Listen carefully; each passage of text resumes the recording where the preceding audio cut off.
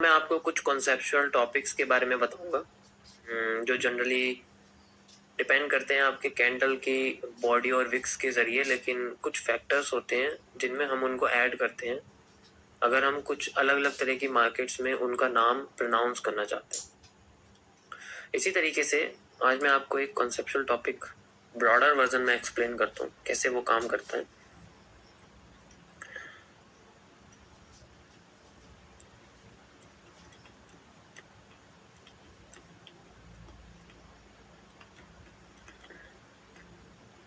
ये आपके अब एडवांस्ड वॉल्यूम एनालिसिस के अंदर के पार्ट्स में शुरू कर रहा हूँ।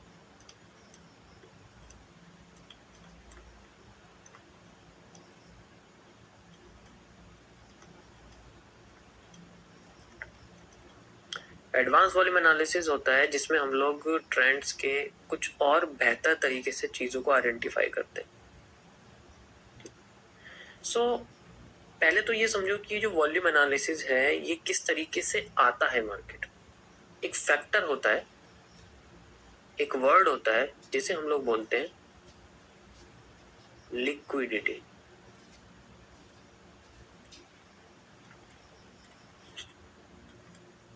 लिक्विडिटी और लिक्विड का मतलब होता है कैश, पैसा, रकम, नोट्स जो हमारे पास होते हैं नॉर्मल 500 का या फिर जो भी आपके पास नोट्स होते हैं अलग अलग कंट्री में कैश को लिक्विड बोला जाता है।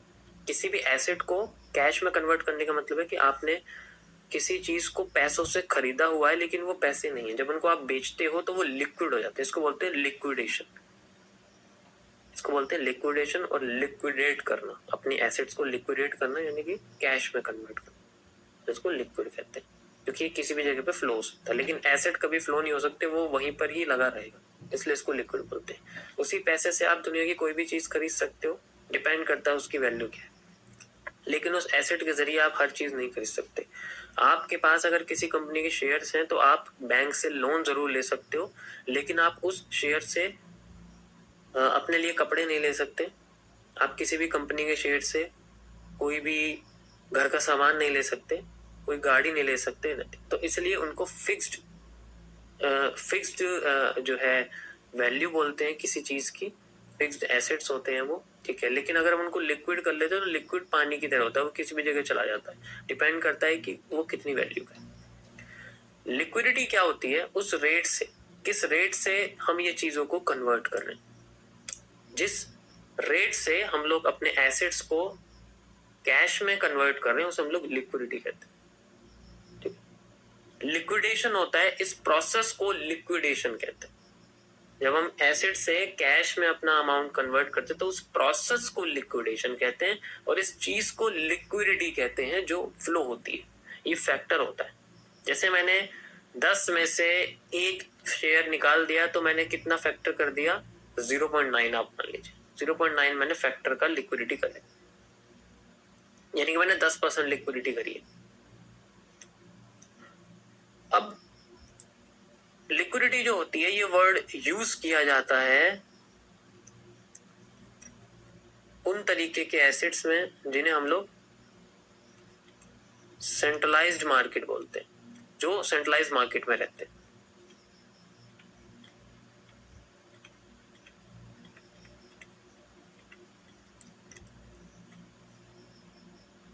सेंट्रलाइज्ड मार्केट मतलब वो मार्केट जो एक, जिसे एक सेंटर बॉडी, जिसे एक गवर्नमेंट बॉडी रेगुलेट करती है। कोई भी गवर्नमेंट बॉडी रेगुलेट कर सकती है, ठीक है। जस्ट लाइक इस बॉडी को हम लोग बोलते हैं सेंट्रल बैंक।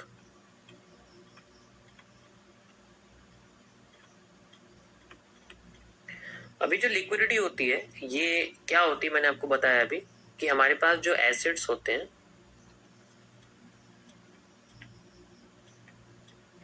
एसेट्स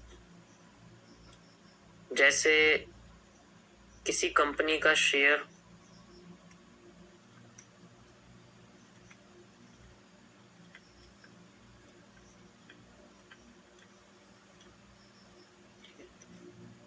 जैसे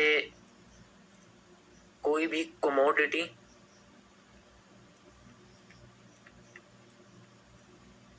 कमोडिटी यानी कि आपके पास गोल्ड है, सिल्वर है, ठीक है, वगैरह वगैरह।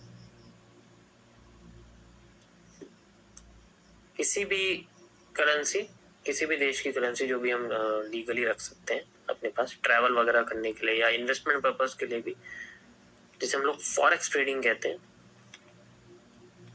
करेंसी लाइक GBP, USD, इस तरीके की वगैरह वगैरह कई सारी जितनी भी हमारे पास करेंसीज होती हैं, like real estates, real estates.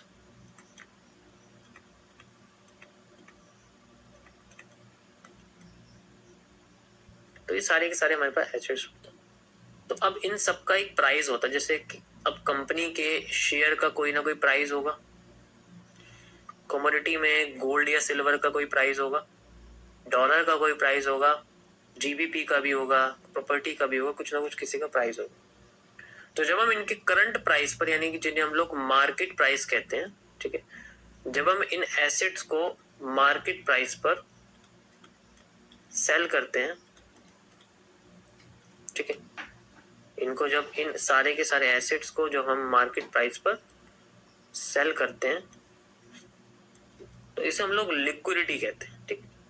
और इस प्रोसेस को हम बोलते हैं स्वैप करना, स्वैपिंग। इस प्रोसेस को बोलते हैं लिक्विडिटी स्वैप।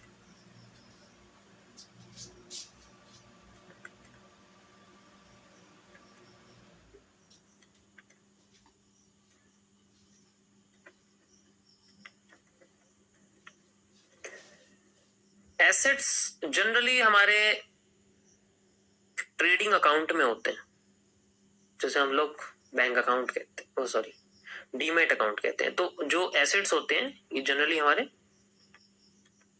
ट्रेडिंग या फिर डीमेट अकाउंट में होते हैं।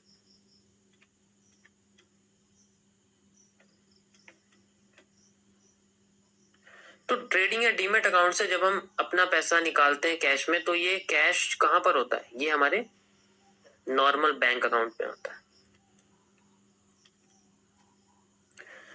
ट्रेडिंग अकाउंट में जो पैसा है, जनरली आप इमेजिन करिए हमारे पास एक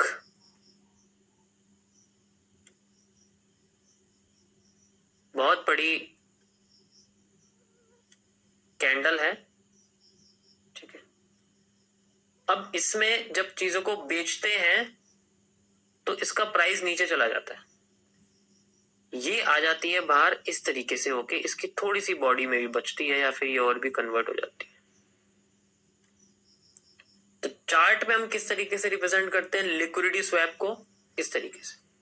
सो द इन्वर्टेड हैमर और the shooting star are the liquidity swap, उन्हें हम लोग लिक्विडिटी स्वैप। ये जनरेट करते हैं बियरिश प्रेशर को, इंडिकेट करते हैं बियरिश ट्रेंड को जब भी ऐसा होता है।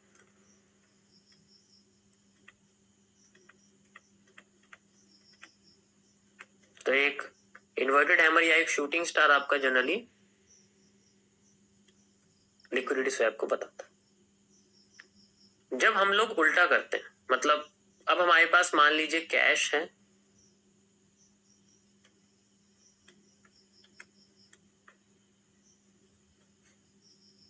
अब कैश से इन एसेट्स को, इनमें से कोई भी एसेट जो मैंने आपको बताया खरीदा जाता है, तो ये एसेट में कन्वर्ट हो जाता है, ठीक है।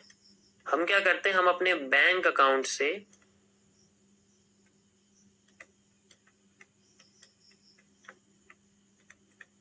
अपने ट्रेडिंग अकाउंट या फिर डीमेट अकाउंट में पैसा ट्रांसफर कर देते हैं और फिर वहां जाके ये एसेट्स को खरीद लेते हैं। ऐसे में जो हमारा कैश होता है वो पूरा भरा रहता है प्रॉफिट से या फिर किसी और चीज से, ठीक है, लिक्विड होता है एक तरह से, आप इसको मारोगोजू कह सकते हैं। जब हम कैश को इस्तेमाल करते हैं और मार्केट में पैसा डालते हैं तो इस कंडीशन को बोला जाता है स्वीपिंग, स्वीप करना। And this process called as the liquidity sweep. ऐसे में जो हमारी मारुबोजू है वो एक तरह से हैमर बन जाती है, उसके नीचे से प्रेशर आता है और बॉडी ऊपर भाग जाती है। सो एक हैमर और एक हैंगिंग मैन जनरली आपके बुलिश प्रेशर को इंडिकेट करती है। किसी भी जगह पे ये नहीं होता, स्पेशल जगह पर ये होते हैं जिन्हें हम लोग की पॉइंट्स कहते हैं, ठीक है। तो इस पूरे प्रोसेस को हम लोग कहते हैं, this is just a liquidity. Problem ये नहीं है, प्रॉब्लम ये है कि ये दोनों करते वक्त, स्वीपिंग या स्वैपिंग करते वक्त, जो भी एसेट का प्राइस है, ठीक है, ये दोनों आप कर रहे हैं, नॉर्मल आदमी कर रहा है। तो जब भी एसेट को कैश में या कैश को एसेट्स में कन्वर्ट करते हैं हम लोग, मान लीजिए हम लोग एसेट को कैश में कन्वर्ट कर रहे हैं, मतलब मार्केट से पैसा बाहर निकाल रहे हैं। जब मार्केट से पैसा बाहर निकाल रहे हैं तो इसका मतलब है किसी चीज की वैल्यू कम हो जाएगी, उसमें से पैसा निकाला जा रहा है। लोगों का या तो ट्रस्ट नहीं है, कुछ नहीं है, तो कोई कुछ छोटे अमाउंट पे होता है तो कोई दिक्कत, लेकिन अगर ये ज्यादा अमाउंट पे होता है तो अगर ये एसेट से कैश में कन्वर्ट करते वक्त या फिर कैश से एसेट में कन्वर्ट करते वक्त, ये मैं इंटरचेंज आपको बता रहा हूं, ऐसे करके दोनों पे लागू होगा। जो एसेट का प्राइस है वो जनरली फ्लक्चुएट नहीं होना चाहिए। अगर वो फ्लक्चुएट होता है, अगर यहां पर जो प्राइस है वो फ्लक्चुएट हो जाता है, फ्लक्चुएट का मतलब होता है बहुत ज्यादा मूव करना, तो इस केस में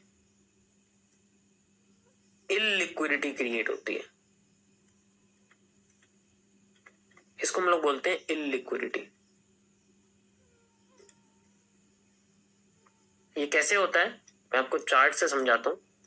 ऐसे में चलती हुई मार्केट जस्ट लाइक एक नॉर्मल मार्केट फ्लो कर रही है, एक ऐसा टाइम आता है या तो किसी इवेंट की वजह से या कुछ वजह से, ठीक है, मार्केट एकदम से गिरना शुरू कर जाती है। जब ये गिरती है तो सब लोग अपना पैसा बाहर निकाल रहे होते हैं क्योंकि एसेट्स को कैश में कन्वर्ट कर रहे हैं, ओरिजिनली लिक्विडिटी स्वैप हो रहा है। अब इसको बोलते हैं इलिक्विडिटी। अब लिक्विडिटी का रिस्क ना बढ़ जाए ज्यादा, लिक्विडिटी ज्यादा होने ना होने की वजह से, यानी कि जिसको हम बोलते हैं लिक्विडिटी रिस्क को कम करने के लिए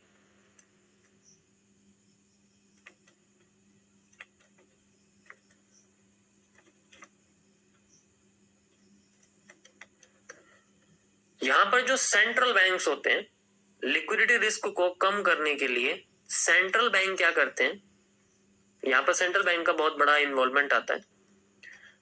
किसी भी देश का सेंट्रल बैंक क्या करता है, जनरली ये है, बाकी सबका अपना अलग अलग होता है, जो नॉर्मल वे है कंट्रोल करने का लिक्विडिटी को, सेंट्रल बैंक क्या करता है, जिस रेट से वो कमर्शियल बैंक को लोन देता है, जिस रेट से वो कमर्शियल बैंक जो होते हैं, कमर्शियल बैंक हो गए आपके या फिर नॉर्मल कॉर्पोरेट या सेविंग बैंक्स हो गए, नॉर्मल जो सारे बैंक्स होते हैं, उन सबको जो जिस रेट पे ये लोन देता है उस रेट को हम लोग बोलते हैं रेपो रेट। जस्ट लाइक अभी 4% पे यहां पर लोन दे रहा है, तो ये क्या करता है, इसको कम कर देता है। 4% को क्या कर देता है, ये मान लीजिए 3.8% कर देता है। 0.2% इसने क्या करा, रिजल्ट आया कि 0.2% सेंट्रल बैंक ने रेट कम कर दिया है, तो अब कमर्शियल बैंक को सस्ते में लोन मिलेगा, और अगर इसको सस्ते में लोन मिलेगा तो ये आगे भी अपने कस्टमर को सस्ते में लोन देगा।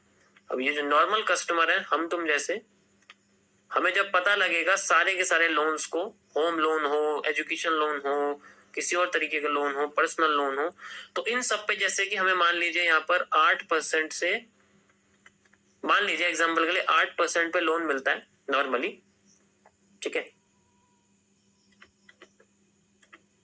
तो अब हमें 8% पे ना मिलके 7.4% पे मिल रहा है, यानी कि यहाँ पर भी 0.2%, 0.4% कम कर दिया। यहाँ पता लगता है कि बैंक्स में 0.4% जो लोन है वो कम कर दिया है, सस्ता कर दिया है, तो कस्टमर जितना हो सकता है बैंक के पास आने की कोशिश करेंगे, सबके सब बहुत जल्दी से जल्दी बैंक से लोन लेना शुरू करेंगे, बहुत बड़े अमाउंट पर लोन लेंगे, और ये सारा पैसा कहाँ लगाएंगे वो, क्योंकि इनके पास अब कस्टमर्स के पास जनरेट हो गए, कस्टमर्स के पास जनरेट होगा लिक्विड फंड।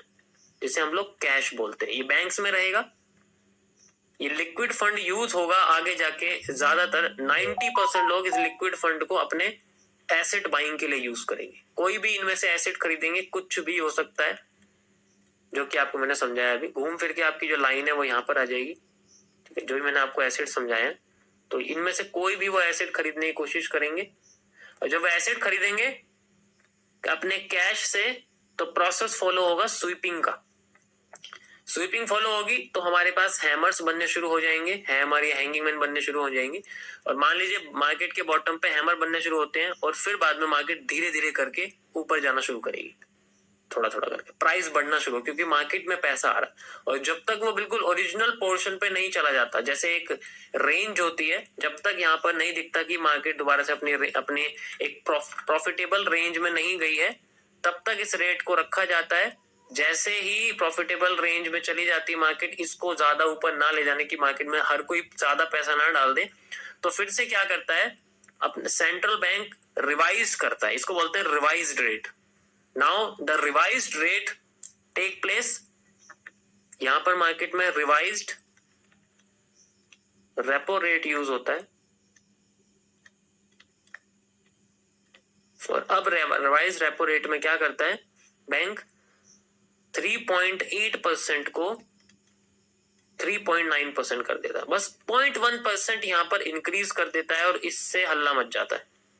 हल्ला ऐसा मचता है कि कमर्शियल बैंक आगे जाके भी अपने 0.2% को, ठीक है, जैसे कि है ये हमारे पास कमर्शियल बैंक, आगे जाके जो इसको लोन मिलता है, तो ये हमें 7.4 की जगह जो मिलता है हमें, ठीक है, अभी हमें 7.2 कर देता है। इसका मतलब है कि ये 0.2% आप कह सकते हो, सॉरी 7.6 कर देता है, मैंने उल्टा कर दिया, कम कर दिया, 7.6 कर देता है, 0.2% बढ़ा देता है। ऐसे में कस्टमर क्या करते हैं, अब लोन लेना बंद कर देते हैं, अब वो रीपे करना शुरू करते हैं अपने लोन को।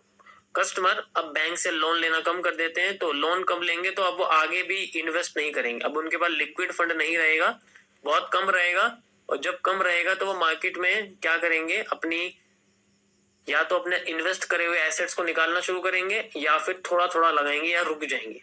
यानी कि कस्टमर जो है यहाँ पर रुक जाएगा, आगे नहीं करेगा। ऐसे में मार्केट में होती है रीटेस्टिंग, जिसे हम लोग रीटेस्टिंग कहते हैं। मार्केट में रीटेस्टिंग यूज होती है, यानी कि थोड़ा बहुत मार्केट नीचे गिरती है लाइक दिस, एंड देन फिर से अपने पोर्शन पे चलती रहती है।